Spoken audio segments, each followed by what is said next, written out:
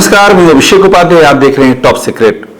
एक विशेष प्लान तैयार हो चुका है उत्तर प्रदेश के लिए और इसे कहा जा रहा है खट्टर प्लान।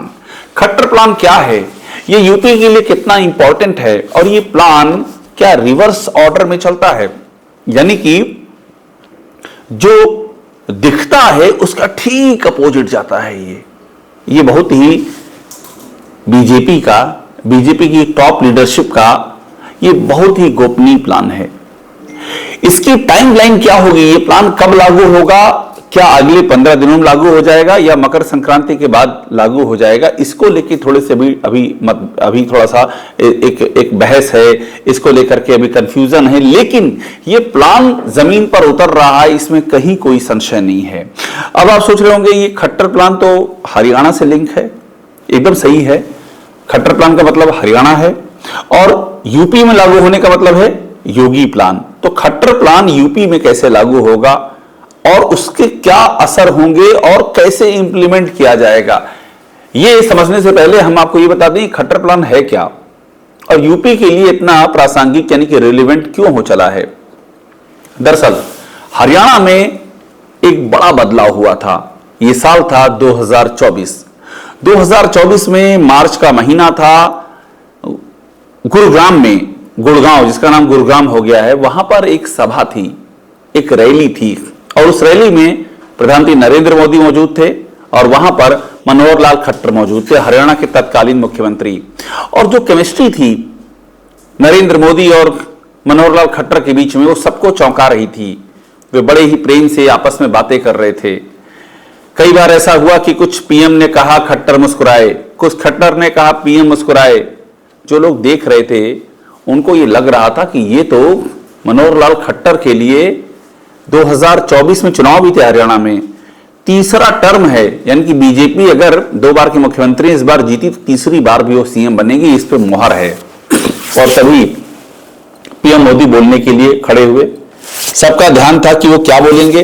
बहुत सारी बातें कही जा रही थी कि मनोहर लाल खट्टर की सरकार करीब 2 साल पूरे करने वाली है और पिछला चुनाव यानी 1 साल पूरा होने के बाद जो चुनाव हुआ था उसमें वो सरकार अपने दम पर बहुमत भी नहीं पा पाई थी।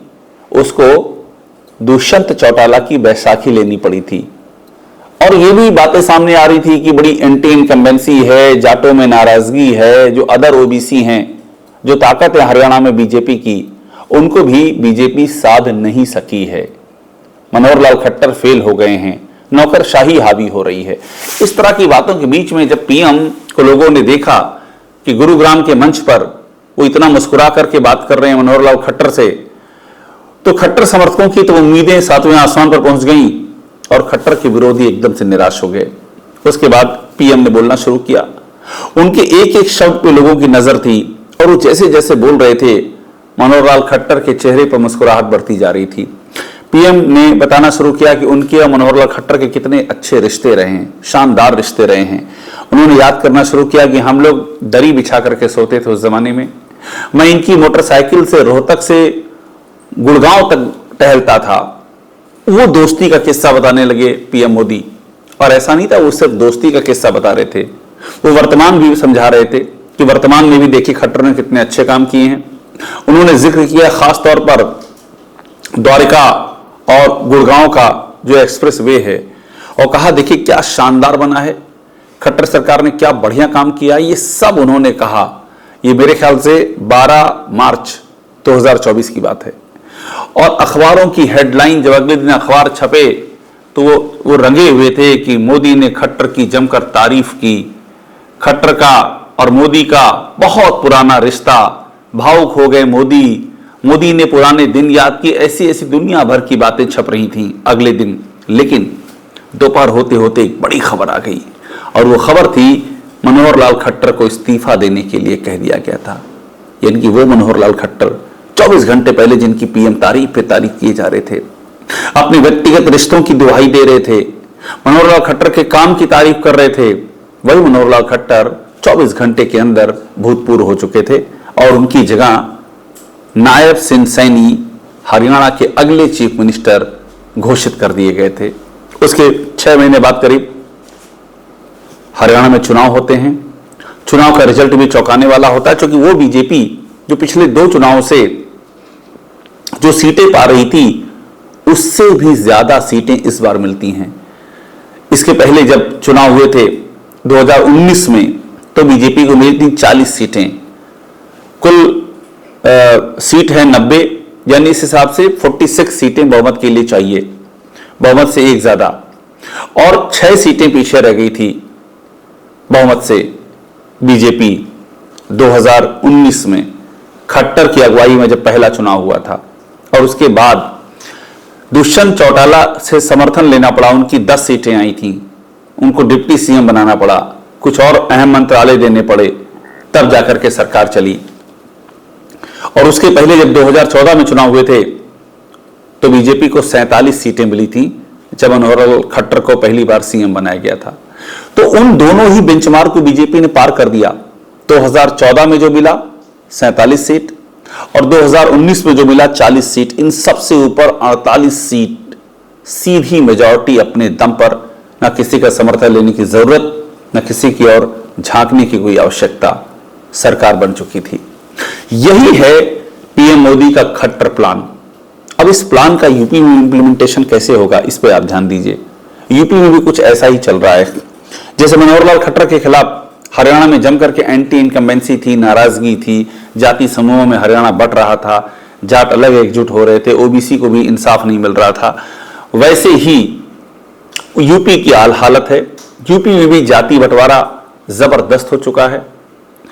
एक मामले में तो हालत ज्यादा बुरी है। मनोहर लाल खट्टर पर कभी भी जातिवाद का इल्जाम नहीं लगा, और कई इल्जाम लगे पर जातिवाद का नहीं लगा, करप्शन का कोई इल्जाम नहीं चिपका। योगी आदित्यनाथ की सरकार पर प्रचंड जातिवाद और आकंठ भ्रष्टाचार के आरोप लगे हैं। खुद योगी आदित्यनाथ के अपने मंत्रालयों में पीडब्ल्यूडी हो गया, सूचना हो गया, खनन हो गया, भ्रष्टाचार का जैसे लगता है अंबार हो। इतनी खबरें हैं, इतनी जानकारियां, इतनी आरोप हैं, इतने तथ्य हैं। सीएजी की रिपोर्ट में खनन में अनियमितता और अवैध कामों का खुलासा हो चुका है। और जातिवाद मैंने बता ही दिया, वो अपने चरम पर है। अभी हाल ही में प्रधानमंत्री आए थे लखनऊ, मौका था पंडित दीनदयाल उपाध्याय, अटल बिहारी वाजपेयी और श्यामा प्रसाद मुखर्जी की मूर्ति, आदमकद मूर्ति के राष्ट्र प्रेरणा स्थल के इनॉग्रेशन का। और वहां पर जो उन्होंने कहा वो ध्यान देने वाला है। उन्होंने वहां पर यूपी की तारीफ की, यूपी में जो डेवलपमेंट हुए हैं उनकी तारीफ की, उन्होंने कुछ योजनाओं की तारीफ की, उन्होंने ये भी कहा कि सीएम योगी की अगुवाई में चल रहा है। मतलब वही पैटर्न है कि जबरदस्त एंटी इनकम्बेंसी है, कि सरकार से जम करके नाराजगी है, कि अपने ही जो मंत्री हैं, अपने ही जो विधायक हैं वो बुरी तरह संतुष्ट हैं, कार्यकर्ताओं की सुनवाई नहीं, नौकरशाही हावी है, भ्रष्टाचार आकंठ है, जातिवाद प्रचंड है। और इसके बाद भी पीएम योगी की पीठ थपथपाते दिख रहे हैं। तो ये क्या होने जा रहा है? ये वही प्लान है, खट्टर प्लान, जो यहां पर लागू होने जा रहा है। इसकी साफ संभावना दिखाई पड़ रही है, यानी कि बड़ा बदलाव दस्तक दे रहा है। बीजेपी ऐसे ही चौंकाती आई है। एक और एग्जांपल दूं मध्य प्रदेश का, शिवराज सिंह चौहान 4 बार के सीएम, और अभी जब चुनाव हुआ 2023 में तो बड़ी चर्चाएं शुरू हुई कि उनको हटा दिया जाएगा, चुनाव से पहले हटा दिया, दुनिया भर की बातें हुई। उनकी मौजूदगी में चुनाव हुए, जो सीटें आई वो फिनोमिनल थी, अप्रत्याशित थी। यानी कि शिवराज सिंह चौहान मुख्यमंत्री हैं और सीटें आती हैं 163 सीटें, 230 में 2/3 से ज्यादा बहुमत। और वही बीजेपी जो पिछले चुनाव में यानी कि 2018 में सीटें आई थी, कितनी? 109 सीटें थी। कांग्रेस की 114, सरकार बनी थी कमलनाथ की, हालांकि वो सिर्फ 20 महीने ही चल पाई और फिर गिर गई। फिर से शिवराज सिंह चौहान ने ज्योतिरादित्य सिंधिया की मदद से सरकार बना ली, लेकिन सीटें 109 ही आई थी और वो सीटें 163 हो गई। तो ये बीजेपी की आदत है इस तरह से चौंकाने की। और यूपी की हालत बहुत ही ज्यादा खराब हो चुकी है। बीजेपी का सामाजिक ढांचा बिखर चुका है। लोकसभा चुनाव में करारी हार हुई है। खुद पीएम के अपने ही क्षेत्र में वाराणसी में जीत का अंतर बेहद कम रह गया। लखनऊ जैसी सीट पर जीत का अंतर बेहद कम रह गया। 33 सीटें बीजेपी से जीत पाई, कई हाई प्रोफाइल सीटें बीजेपी हार गई। तो उसका भी हिसाब करना ही करना है बीजेपी को। और ऐसे में खट्टर प्लान यूपी में लागू होने के लिए पूरी तरह से तैयार है। बस ध्यान से ऑब्जर्व कीजिए यूपी की राजनीति को। बहुत जल्दी बहुत बड़ी खबर आपको दस्तक देती हुई मिलेगी और उसके बाद जैसे ही वक्त दरवाजा खोलेगा वो खबर आपकी नजरों के सामने होगी। टॉप सीक्रेट को देखते रहिए, लाइक कीजिए, इसे सब्सक्राइब जरूर कर लीजिएगा। बहुत इंपॉर्टेंट डेवलपमेंट अभी आने वाले हैं, हम आपको यहां पर बताने वाले हैं।